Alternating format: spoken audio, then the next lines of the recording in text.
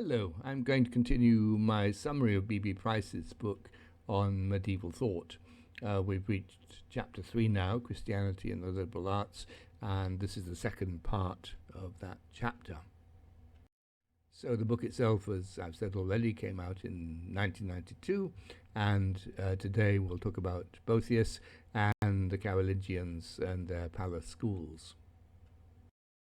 First of all, Boethius, or his full Latin name, Anicius Manlius Severius Boethius, you'll forgive my Latin pronunciation, a member of a Roman patrician family who served the Ostrogothic king, newly established, in Italy, Theodoric the Great, who in the end became displeased with Boethius and had him imprisoned and then executed, possibly after torture. He was one of the last Western Romans to be well educated in Greek, and his very famous book on the Consolation of Philosophy had a massive impact on subsequent generations of scholars. So he was the most influential pedagogue of the early Middle Ages. Many later great thinkers were influenced by him, as well as the students who learnt their logic, arithmetic, music, and so on from his texts. He can be seen as representing the contemporary tension between the Roman and post-Roman worlds, both preserving the traditional pagan liberal arts education and rendering it Christian. He was a product of Roman civilization and considered Latin and Greek to be the only essential tools for a scholar. The modern languages of the time, modern European languages, and even a knowledge of only Latin by itself were obstacles to a classical education. Greek was essential. The life of the mind was not limited to Christian belief. Adopting Christianity as the light of the soul would clarify reasoning about abstract concepts such as fortune, providence, and free will. But unlike other thinkers of the early period like Jerome, Augustine, and Gregory the Great, who saw all learning, including liberal arts, as tools for Christianity, Boethius wanted to preserve the classical tradition, no matter how pagan it was. His book on the Consolation of Philosophy was, for many centuries, one of the major classics of European learning. Throughout the Middle Ages, it was the most widely circulated of all early medieval writings. It came to be synonymous with its author, written in the year 524, during Boethius's imprisonment prior to his execution. It had its real impact later, with copies being made at the court of Charlemagne in the late 8th century, and apparent translations into half a dozen vernacular languages before the 13th century. It became a source for quotations on many topics. It was neither the author's ideas as such, nor the work as a whole, which were important to most readers. It was read rather for its extractable ideas, for example, on liberal arts, or as a model for the elegant use of Latin. The book developed Boethius's idea that if one kept one's sight on the ultimate good, all other goods became accessible. Seeing the good was the key to real happiness, so that one could smile even at the adversities of fortune. Remember, he's writing this book when he's in prison, awaiting possible execution. For Boethius, his book was a guide to survival, literally the consolation of philosophy, here personified as Lady Philosophy. And it provided him with a form of psychotherapy, essentially. He considered fortune, fate, providence, goodness, free will, and happiness, so that in his distress he could be free from fate and open to happiness. The Lady Philosophy was the guide of reason, the unemotional intellectual guide whom all should follow. Some therefore concluded that he eliminated the role for Christianity and provided no motivation for one to turn to God and his Son for solace. But he was a Christian, but his Christianity was not the common type of the time. His was a consoling Christianity with no reference to Jesus or the church, nor to rituals, clergy, institutions, or the sacraments. He ignored institutional Christian guidance, nor did he emphasize the study of Scripture. The individual had inner resources to guide him or herself towards important beliefs. Religion was about an individual's reason, and belief was an inward union, and anyone who was genuinely devout was living a Christian life. One did not have to be a priest or monk to be religious.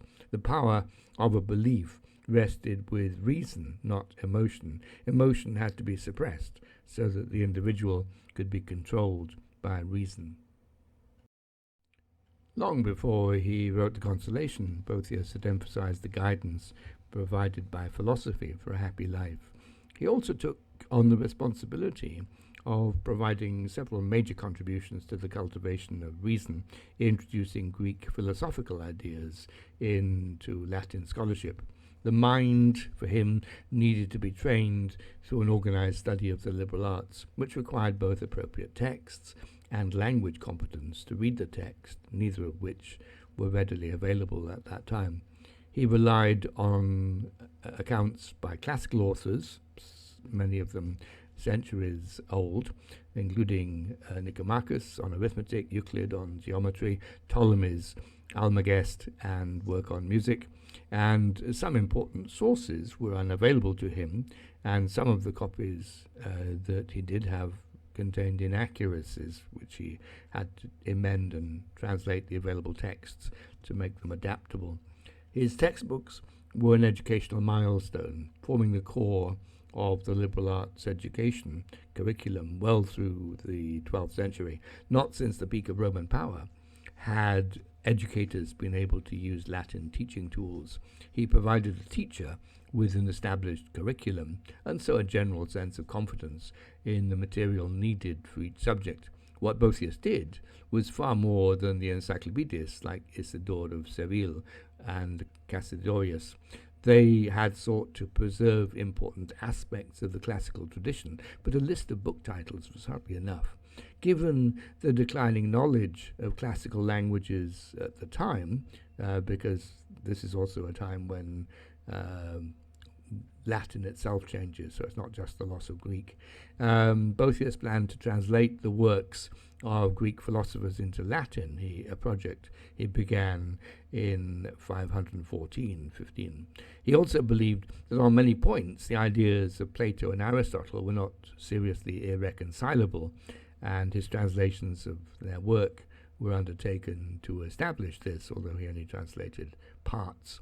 Drawing on second-century commentaries by the Neoplatonist Porphyry, Boethius showed that Aristotle's categories could be at least partly incorporated into the Platonic system.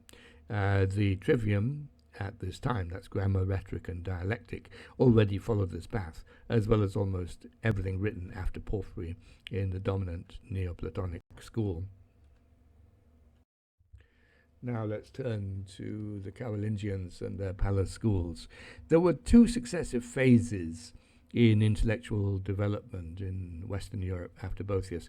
One is the monastic movement in Britain and Ireland, with figures such as Aldhelm and Bede, and unfortunately they're not covered in this account here.